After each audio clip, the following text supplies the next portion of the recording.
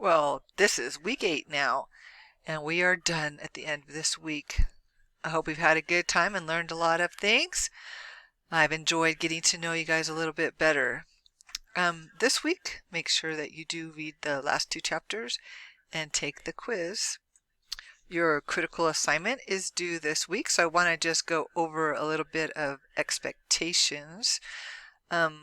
One important thing is please don't make your presentation extra long.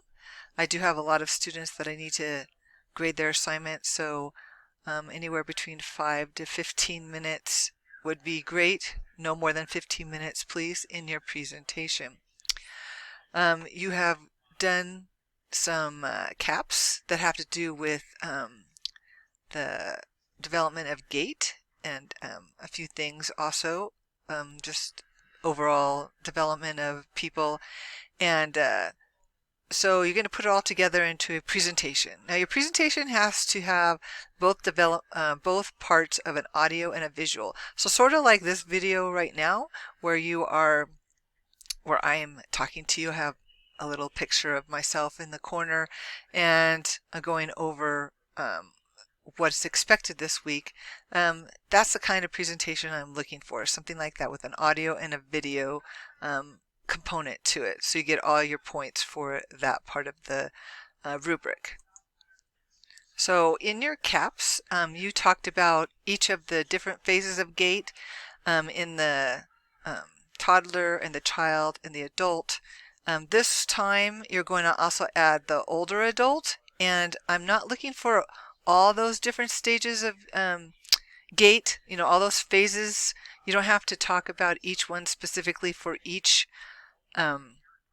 age group, but just look at talk about the major changes that happen in those four stages of development. So the major changes that happen in gait from a toddler to a child, from the child to the adult, and from the adult to the older adult.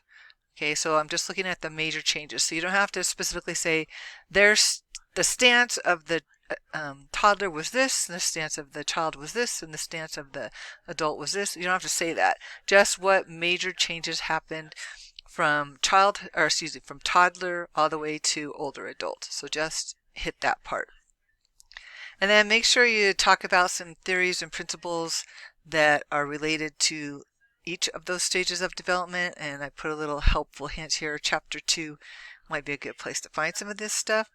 And then one common gait abnormality for each stage of development. So one common gait abnormality for a toddler, one common gait abnormality of a child, and so forth. So I'm looking for 4 different gait abnormalities, one for each of those stages of development.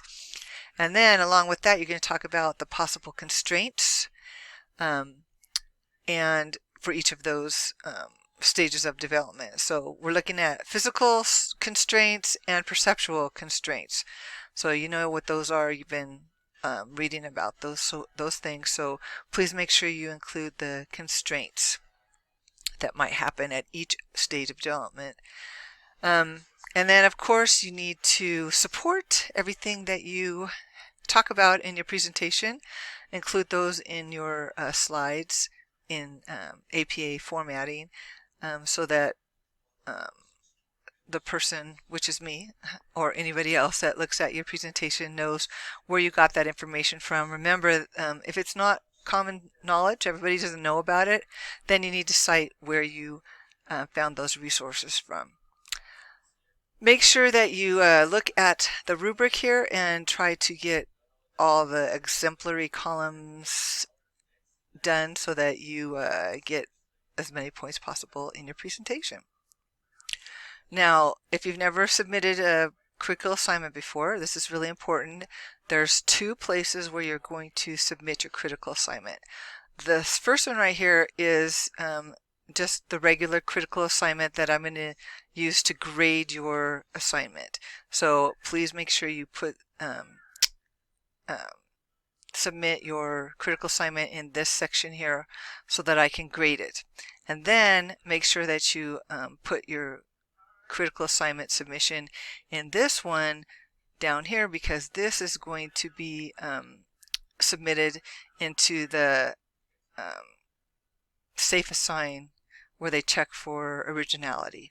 So please make sure that you put them in both places.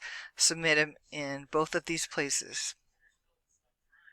And then lastly, this week, you have a chance to get some more extra credit. So go ahead and finish that course evaluation, do that course evaluation. I do look at all those course evaluations, and I take consideration what is said by my students to make sure I improve my course every time I teach it.